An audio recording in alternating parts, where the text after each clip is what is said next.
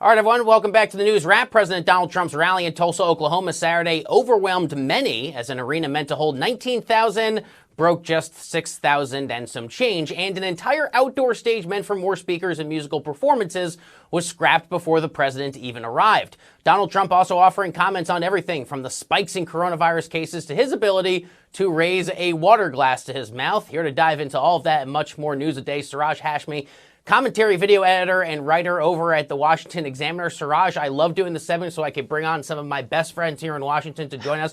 Listen, you watched the rally like I did Saturday. We know the president's out there. He's trying to get back into fighting shape for the campaign trail, going back to some of the greatest hits. What stood out to you as the president tried to hold his first Make America Great Again style campaign rally during a pandemic? Well, obviously, the biggest story to come out of it is how many people actually showed up to his rally. It's obviously not a good sign. He probably should have gone in a state where he knows he has a bigger pool of supporters. And Oklahoma is one of those safe red states he doesn't have to worry about. But it's not an encouraging sign, specifically for the optics. It's obviously probably a better sign in the midst of a pandemic that President Trump doesn't have to worry about too many people getting together and the spread of coronavirus being worse than probably what it will be.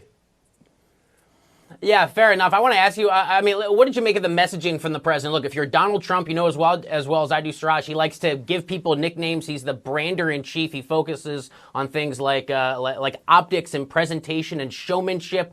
What did you make from the president, especially when it comes to trying to talk about the likely Democrat he's going to go up against in the general election, former Vice President Joe Biden?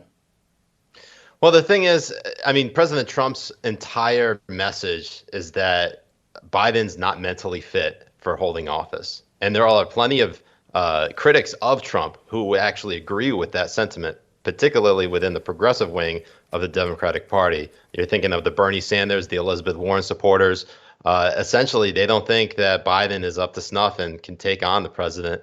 And despite the fact that Biden is leading in the polls, this is the Democrats' election to lose. Just like in 2016, Trump may have had a pretty abysmal showing at this particular rally and in the last few weeks with respect to his handling of the George Floyd protests and police brutality. But still, in the end, when it comes down to Biden, he'll have to see who's going to be the running mate, because if it ends up being someone who's has a lot of baggage, then Trump actually has another pretty easy shot of getting reelection.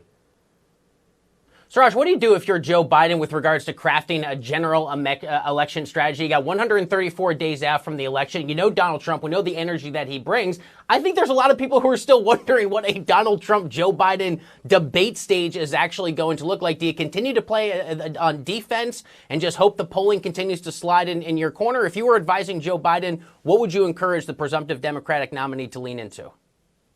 If I were advising Joe Biden, I would stay the course. Don't do anything. Don't even announce a running mate. In fact, I would go as long as you possibly can without announcing a running mate, because the only way right now is to squander the lead he has right now.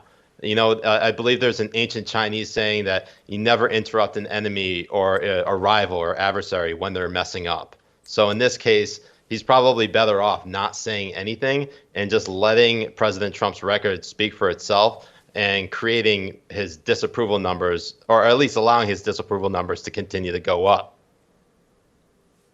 Now, listen, let me ask you on the other side of this, though. That does sound like what some Democratic strategists probably tried to embrace back in 2016. Said, hey, look at this comfortable leading former Secretary of State Hillary Clinton sitting there at a cushy 50% versus Donald Trump's 38%.